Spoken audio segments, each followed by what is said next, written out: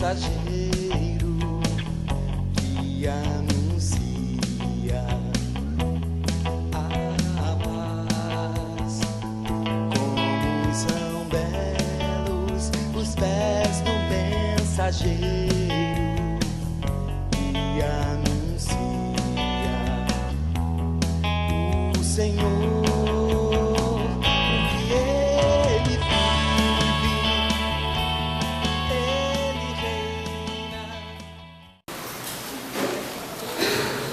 Caríssimos irmãos, nós, depois de vivenciarmos um tempo bonito da Páscoa, agora a igreja volta à caminhada de tempo comum. E a nossa caminhada de tempo comum, ela tem 34 domingos. Até o final do mês de novembro, nós vamos meditar. A liturgia vai nos propor caminhar nesse tempo comum, caminhar com esperança. Por isso a cor litúrgica é verde, salvo alguns domingos que muda a cor devido a algumas festas, mas agora o ciclo ele termina só em novembro, quando nós vamos estufar o nosso peito para dizer que Cristo é Rei da minha vida, da minha história, Rei da minha família, Rei do universo. É a festa que encerra do tempo comum e abre as portas para um novo tempo, o tempo do advento, o tempo que nós vamos começar a preparar a vinda de Jesus.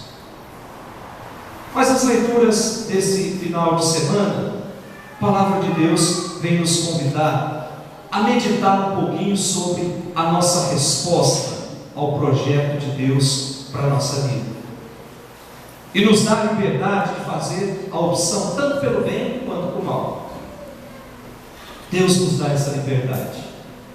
A primeira leitura que nós ouvimos, livro do Gênesis, o capítulo 2 e o capítulo 3 do livro do Gênesis, nos relata a origem da vida, nos relata a origem do pecado. Um texto que foi escrito mais ou menos 1000 anos antes de Cristo, numa época em que quem governava o povo era o rei Salomão. 1000 anos antes de Cristo, século 10 antes de Cristo. E qual foi o intuito de se escrever o livro do Gênesis? Não foi outro senão algo catequético, ensinar alguma coisa. Nós não podemos ler o livro do Gênesis, principalmente o capítulo 2 e o capítulo 3, como se fosse uma reportagem de um jornal. Não foi essa a intenção do autor. Não foi uma intenção científica, mas algo teológico, querendo ensinar alguma coisa. Mas mais do que ensinar como o homem foi criado, mais do que ensinar como o homem apareceu sobre a terra, mais do que ensinar como o pecado apareceu, o autor quer dizer o seguinte, que lá no comecinho de tudo, Deus já estava agindo. Lá no comecinho de tudo já existia a ação de Deus, já estava Deus lá. E a origem do mal e a origem do pecado estão exatamente nas opções erradas que o homem faz ao longo de toda a sua vida. Portanto, é um livro que tem o intuito de catequizar. E ele faz uma longa reflexão sobre a origem da vida, sobre a origem do mal. O capítulo 2 inteiro, o autor fala da criação do paraíso, da criação do homem, a criação de Deus como um lugar ideal para o homem ser feliz, onde tudo que Deus cria é bom. Mas, um detalhe, quando Deus cria o ser humano, ele percebe que não é bom, que é muito bom. Portanto, a criação é o lugar onde o homem vai encontrar a felicidade, onde o homem vai viver em harmonia com tudo aquilo que foi criado por Deus.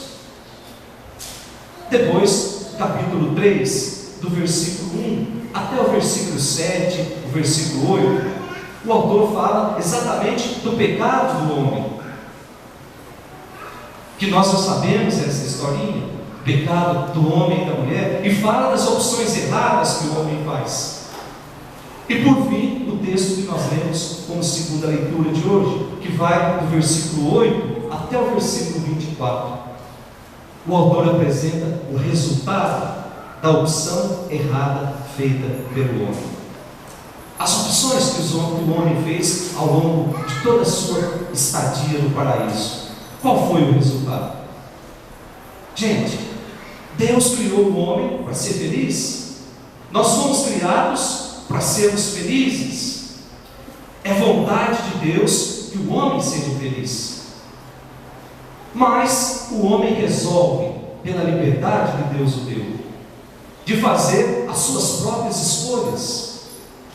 Muitos escolhem fazer caminhos de egoísmo, fazer caminhos de autossuficiência, de arrogância. Aí começa o sofrimento. Se nós formos fazer uma avaliação da dor e do sofrimento na nossa vida, a dor muitas vezes espiritual, o sofrimento espiritual, a origem de tudo está na opção errada. Se nós formos fazer uma regressão, voltarmos à nossa vida, vamos perceber que uma opção errada que nós fizemos pode gerar todo um sofrimento de uma vida toda. E esse trecho que nós lemos hoje nos fala sobre isso. E o texto começa a dizer o seguinte: Deus vai no paraíso procurar o homem. Onde estás? Pergunta Deus. E a resposta do homem qual é, gente? Senão já é junto, vem a confissão da sua culpa. Versículo 10 da nossa primeira leitura: ouvi tua voz no jardim e fiquei com medo, porque eu estava nu. Ficou com vergonha? Ficou com medo? Vergonha e medo são sinais de perturbação interior. Ficou com vergonha? Ficou com medo? E como é que o homem chega a essa situação? Se não pela desobediência.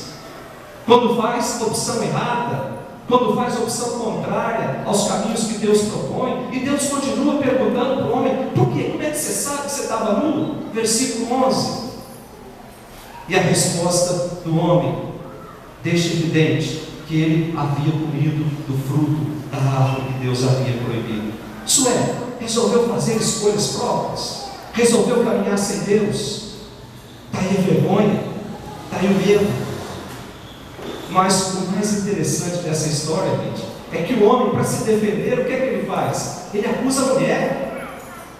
E ao acusar a mulher, ele acusa o próprio Deus. Quando ele diz o seguinte: essa aí que você me deu como companheira, foi ela que me incentivou a comer no fruto. Acusa a mulher e acusa o próprio Deus. E a mulher, por sua vez, acusa a serpente, acusa a cobra. É porque a cobra não falava, senão a cobra tinha acusado uma outra pessoa.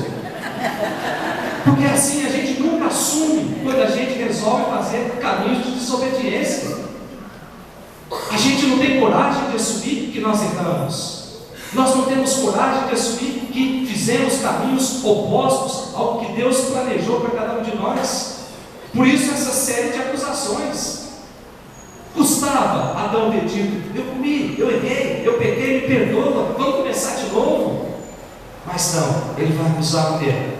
A mulher vai acusar a serpente. E assim, olha só a consequência do pecado, gente. A falta de assumir que pecamos, que erramos. Adão representa essa humanidade de hoje, que vê em Deus, não um Deus que quer caminhar conosco, mas que vê em Deus um adversário, uma humanidade que pensa que pode ser feliz sem Deus, uma humanidade que pensa que pode percorrer caminhos opostos ao que Deus preparou. E o texto de hoje deixa muito claro que caminhar sem Deus, caminhar longe de Deus, leva o homem ao confronto, leva o homem à violência, leva o homem a hostilizar os outros homens, leva o homem à exploração, leva o homem à corrupção. É falta de Deus, meus irmãos. Quantos corruptos nós temos espalhados por esse Brasil agora? porque fizeram opção de caminhar sem Deus, porque permitiram que o dinheiro falasse mais alto nas suas vidas, porque não deram chance para Deus falar nos seus corações. Por isso, a corrupção vai comendo o coração dessas pessoas. Não se importam em tirar dinheiro, muitas vezes, que vai matar a fome de muita gente para poder comprar carros luxuosos. Portanto, se tornam insensíveis, não conseguem ver a dor e o sofrimento das outras pessoas, muito pelo contrário, sugam como um aspirador de pó o restinho de dignidade que muitos teriam se tivessem a verba destinada para determinado fim. Isso é caminhar sem Deus, meus irmãos. Isso é permitir, ou melhor, é empurrar Deus para longe das vidas. Nós, cristãos, não podemos entrar nessa dinâmica. É imperativo o nosso caminhar, e a nossa caminhada ela só vai alcançar a verdadeira felicidade quando nós permitirmos que Deus caminhe conosco. Depois nós temos a segunda leitura, a carta de São Paulo à comunidade de Corinto. Uma carta que foi escrita num momento muito tenso entre a comunidade de Corinto. Diz que é a segunda carta que São Paulo escreve. A primeira carta, Paulo faz uma crítica muito dura a alguns membros da comunidade que estavam vivendo a fé de uma maneira diferente, que estavam acrescentando coisas à sua caminhada. E esses membros, eles são advertidos por Paulo. Peraí, gente, ou a gente vive de acordo com a proposta cristã, ou então não faz sentido a gente dizer que nós somos cristãos.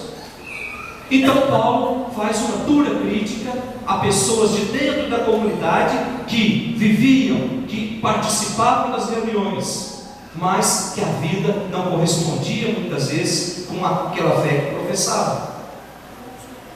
Olha só o que gera uma pessoa que não aceita uma correção.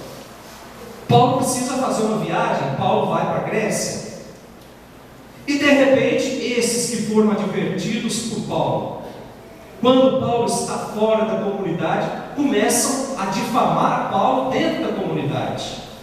Aproveitam a ausência de Paulo para começar. Primeiro, acusam Paulo de agir por interesse próprio. Depois, dizem que Paulo divulgava uma doutrina que não estava em sintonia com o que os outros apóstolos estavam ensinando. E eles continuavam acusando Paulo, quer dizer, continuavam fazendo uma panelinha para que quando Paulo voltasse, estava tudo armado, circular, para Paulo ser colocado fora da comunidade. Eles diziam o seguinte: Paulo não tem uma carta de recomendação, Paulo não tem referências boas para ensinar alguma coisa para nós. Com que autoridade Paulo vem ensinar alguma coisa? Nós sabemos do passado de Paulo. Paulo perseguia cristão, mas como toda comunidade tem aquela pessoa que leva as coisas, alguém foi até Paulo e contou tudo o que estava acontecendo. E Paulo imediatamente deixa a sua viagem missionária e volta para essa comunidade de Corinto. E diz a Sagrada Escritura que teve um confronto muito grande dentro da comunidade, cada um querendo apresentar suas argumentações. Eu acredito, meus irmãos, não está na Sagrada Escritura, mas as entrelinhas, muitas vezes, elas falam muito mais do que as linhas para nós. Eu acredito que deve ter tido ali uma agressão física, porque Paulo era do pavio curto, e de repente ele chega numa comunidade que estava, a fofoca estava borbulhando, e ele quer tirar satisfações. Quem que começou tudo isso? E começa o confronto, e Paulo sai gravemente ofendido dessa comunidade, e sai e vai embora, abandona a comunidade e diz: não piso mais aqui. Eu até me lembro do senhor Claudinho, quando ele fica bravo, e fala: não piso mais aqui.